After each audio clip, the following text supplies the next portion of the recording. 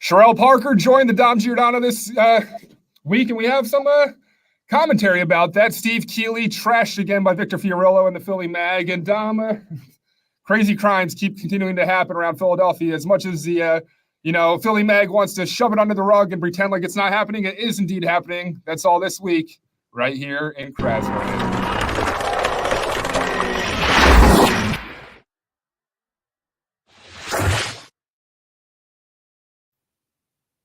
My name is Dan Borowski, the producer of the Dom Giordano program, and once a week, if you're just joining us, we like to do a comprehensive report as to what's going on here in Philadelphia under the reign of District Attorney Larry Krasner. Let me switch the little thing here. Sorry for the snafu at the start, but here we go. So Dom, this week you were joined by a newly elected mayor, not mayor-elect, but she is already doing a lot for the city, so I guess we should consider her mayor. Sherelle Parker. Let me say that, too, so it doesn't get lost in the shuffle. I think you're onto something, either that people in the police department, et cetera, know they're trying out for a mayor who Dan really drills down. That's her reputation on these things. And we're seeing some small things in the police department that did not go on before under Kenny, Outlaw. The new guy, I think, has been an improvement. I don't think he's going to be the police commissioner, though. Yeah. So first off, let's hear your general thoughts as to one thing you keep hearing from conservatives is oftentimes you have a liberal run under one thing to try to get some conservative voters, and then once they get elected to office, it goes a complete 180, and they start propagating progressive policies. Are you at all concerned that Sherelle Parker will be that type of individual? Almost no. Almost 100% not. And the reason is this. Because her voters are not conservatives that she would lie to. They're these people that might be slightly apolitical liberal, slightly, that are African-American Latino into these neighborhoods. That's her base, that were being killed by crime in Philadelphia. So if she doesn't appeal to that, Dan, it's not like she's just appealing to suburbanites or something, lying. And she's genuine anyhow, and she distinguished herself. I didn't even bring up safe injection sites one time when she was on, and she said, Dominic, in a Parker administration, there will be no safe injection sites. And by the way, Helen Gim can go to hell. No, I made that last part up. So I don't think she has a constituency that she is not genuine with now, and it's not liberal conservative. It's safety, public safety. She knows that the police commissioner is the number one thing that has to be done. That, and she's going to clean around the clock. That was one thing that she mentioned, the city cleanliness. And I'm not concerned because in her initial speech, she mentions that if you steal $499 of merchandise, then we're going to come after you. And that's a direct shot towards Krasner. So she has absolutely no reason to continue attacking Krasner if the plan is to indeed work with him. My concern is, though, and she could be waiting till she's actually in there. How direct is she going to be in going after Larry Krasner? I don't expect her to do what I would do, which is to go marching right over in front of his office. Larry Krasner, I know you're up there letting people go. Come on down. And you're right. There is a changing tide of these voters because a lot of these communities that swung for Parker were the type of communities that would vote for Krasner. But nationwide, we're seeing a pushback now against progressive DAs. We saw it in Pittsburgh. It's the Soros-backed DAs are not making the kind of waves that they were making last time around. Yeah, and I love that because, every election, Larry Krasner usually is on TV saying, hey, I don't know, have you seen? We dominate this. We won again with all these Soros-backed. How bad could we be if we keep on winning elections? Well, 2 of them lost the last time. And in Pittsburgh, the mainstream Democrat lost in the primary, but allied with Republicans to beat the Larry Krasner of Pittsburgh. Dan, the guy got kicked out in San Francisco even a year or so ago. I got to say, Larry's on a bit of a losing streak here. Yeah, and he saw Pittsburgh. It was a Democrat, right, that ran against progressive. Steve Zapawa lost in the primary. Soros gave $2 million to the Soros-backed guy. And in Pittsburgh media market, they're about puny size. They're not even a AAA versus Philadelphia. So picture $2 million there is like $10 million here. Yeah. So Dom, also with the changing tide is a lack of accuracy or a lack of honesty from our media. This week we had another Philly Mag article. Let me pull it up on the screen here. That just completely lambasts friend of the show, great guy Steve Keeley, saying despite what TV news suggests, Philly's crime problem really is getting better. And it just goes into depth as to the reporting of Steve Keeley as some kind of negative for the city of Philadelphia. That's painting a picture for the suburbanites that it's a Mad Max territory. And I hate to say it, Victor, and Dom, I think you can vouch for this. The reporting that Keeley has is just the accurate lens as to what's happening here in KRASNERLAND, is it not? It is. And Victor's bolder maybe, but a lot of these people continuously try to tell us it's not as bad as Keeley says it is, and as I say it is. I know it is, and I'll debate any of them anytime, anywhere, in any place. And just these pictures of Steve Keeley, making him like he's a maniac, and actually saying, if you believe this, you've been Keeleyed, is the argument. Yeah. And here's a comment from Vic. He says, whenever I mention that people like Steve Keeley and whoever's behind the infamous Kensington live stream cameras are irresponsible, I inevitably hear complaints like, Steve is just exposing the truth, and why are you all snowflakes afraid of facts? To be clear, I'm in favor of exposing the truth, totally a fan of that, and I'm all for facts. The problem I have is when these facts, or in some cases, quote facts, are disseminated without context or compassion. Like Keeley's reporting is straight up, so-and-so shot so-and-so on X block. Mm-hmm. What context do you want? Well, as far as the Kensington thing, I get that about lacking in compassion, showing these people. But you know what, Dan? What the hell are we supposed to do when all these people in Philadelphia at the elite levels have made a decision? Kensington is going to be Kensington. That's where we're going to dump everything. And we'll see if Sherelle Parker gets it. It's going to take some bold action. Kensington is an existential hell. In other words, it's not just a problem that you can fix.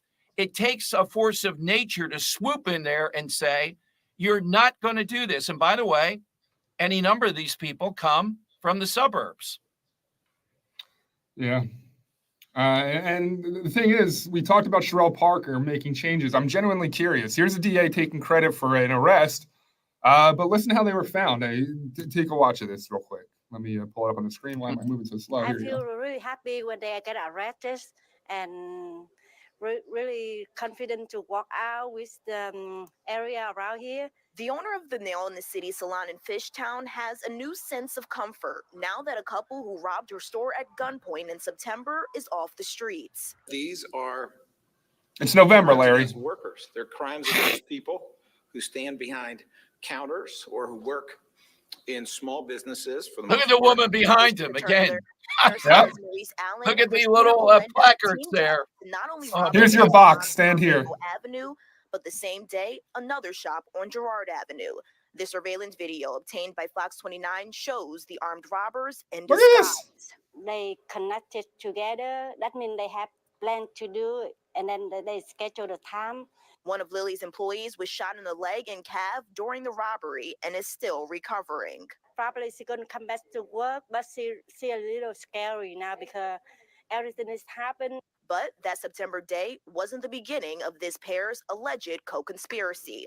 Police also connected the two of them to the armed robbery of CNC Creamery in Roxborough. And remember that one. Rising Sun Avenue in August. Kids Investigators also working tied after Allen school to other incidents, including holding a pregnant woman at gunpoint earlier that month, as seen here in this surveillance video provided by police. And luckily, but for not a bystander that was there and present and able to aid her in that situation, she survived that gunpoint robbery.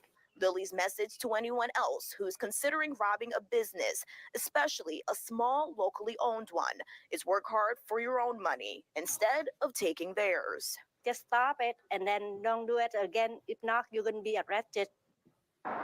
So let me read to you. Sorry, Dom, go ahead. Yeah, I was going to say, the woman is very nice. She's not in KRASNERLAND enough, though, to know you're not going to be arrested many times. So according to investigators, surveillance footage was found of this Hyundai Santa Fe that was used as a getaway car for these two. Yeah. That was the key to solving the case. They traced the license plate back to Calenda and they obtained search warrants. This happened back in September. Now it's breaking in November. I got to ask the question: did Isaiah Thomas's driving equity bill play into this at all? Did Sherrell's new edicts down police change how this was found and investigated? I got to say, it's a sign of hope to come that maybe people like this, we talk about it often in KRASNERLANd, it's a small percentage of Philadelphians committing a huge percentage of crimes. So here you have a couple who did so many armed robberies finally being held accountable. It's nice to see. Well, Charles Ramsey, people like that, the former commissioner, they've told me, Dan, it's under 8,000 people that are doing these things routinely. But you can see what they can do if you wake up every day, do 3, 4, or 5 of these things times 8,000 people.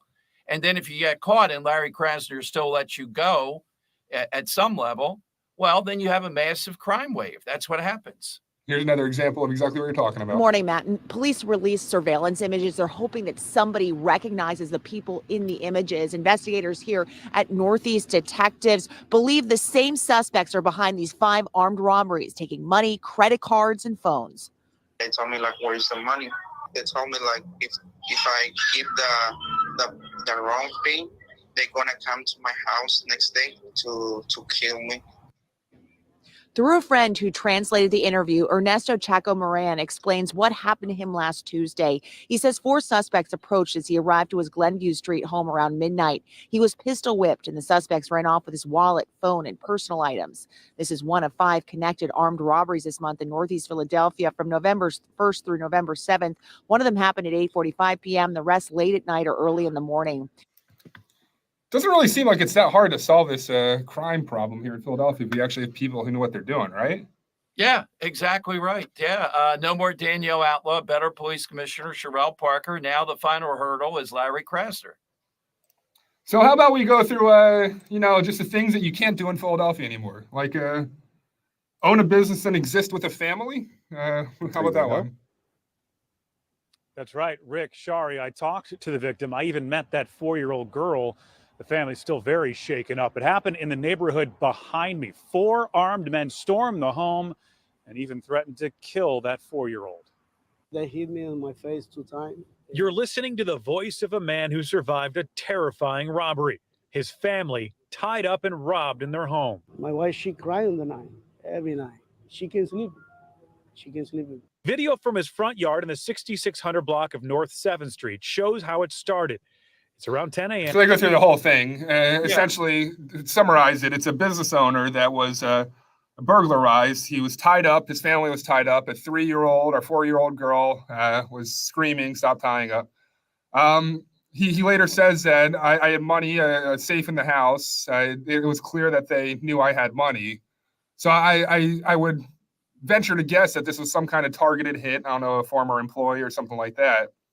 But regarding Krasner and the environment the climate that's been created here, it goes back to, this isn't crap you see over in the suburbs. Like criminals don't have this easy hand to do this kind of movie-like burglarizing if they knew that there was less or more of a chance that they couldn't get away with it, right?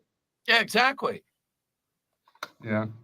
Don, finally, let's check out one more. How about you're trying to go to a bar in South Philly? South Philly, if you're unaware with Philadelphia, a very poppin' spot to go out for some drinks and have some fun. And apparently it's no longer safe as well.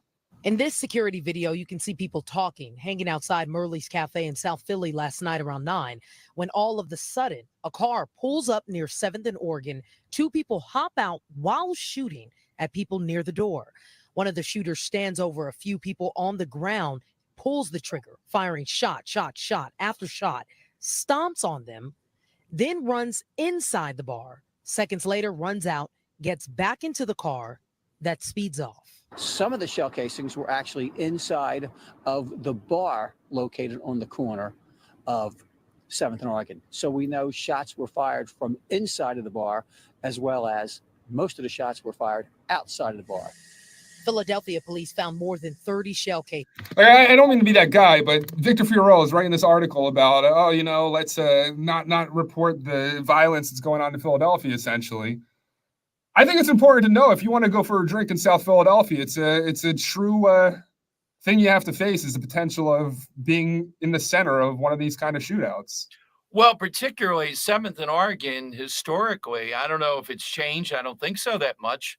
7th and Oregon is a relatively safe neighborhood up and down Oregon Avenue. I got to think where I would say it's unsafe. And I think it's one of the safer corridors around. And I said that was the last one, but Dom, I want to do one more, just because this touches close to home. This is 15th Street subway station. Oh, yeah. Right. Jim Kelly, our producer, who he takes the train in and the bus every day. He's there every day, so this really hit him hard. I don't know again if this is some kind of situation, but look how violent this is. Definitely, Shari. And police say a group attacked the man in the subway, and now they're trying to arrest one more suspect with the public's help. But it's that ongoing violence that's a major concern for the Transit Police Union and passengers. Like, people shouldn't have to go through that, and they should feel safe in their own community. Some SEPTA subway riders are worried about their safety and their family after seeing this video of a 51-year-old man being dragged down the stairs, kicked and robbed. Philadelphia police are looking for this suspect in the blue hat. The incident unfolded at the 15th Street station on November 9th around 5 in the morning. We had police, very close by. We're able to apprehend 3 of the individuals shortly after the incident, still looking for a 4th. It gets me angry that people continue to victimize our customers. SEPTA Police Chief Chuck Lawson says... Then I'm sorry, I got to stop right there, because I think you're thinking the same thing I am, Dom. Yeah. Well, call the shots where the... Yeah. Call it out. Call out what the real issue is. Wait, when you have... What was the phrase that they used for homeless people, that they... unhoused individuals? Was that what it was? Yeah. They wanted to provide a safe space for unhoused individuals. You can't have both sides of the coin where you have people shooting up on the subways and dragging 50-something-year-old people and act like, I wish that it was safer on our subway lines. Do something about it, man. You got the power to do it, right? Well, the SEPTA board seems to indicate Lawson's an improvement over Nesto, I think. But the SEPTA board, Richards and all those Republicans, they think they homeless have a right to be in there. They don't. No, they don't. I'm sorry. It's, and the thing, I don't understand, why doesn't SEPTA not have people coming in at the end of each line, shoving people off? Because there are people that ride the line up and down just so they can stay in the subway. It's a mess, Dom, but it's just one other instance of living in KRASNERLAnd. Dom, we will be back next week, but until then, we will pray that it's much harder to prepare for next week and a much safer week in the city. Any last words before we head out? No, thanks, everyone. Spread the word. KRASNERLAnd still alive and well here, but hope with the new mayor, not mayor-elect, because Jim Kenney's over at Wegmans at this point, is on the way. That's it. All right, we'll see you all tomorrow on the Dom Giordano program. We are live on YouTube with Dining with Dom from noon until 1 every day, and live with the Dom Giordano program on 1210 WPHT, noon until 3. Join us there as well. Have a good one, everyone. See you later.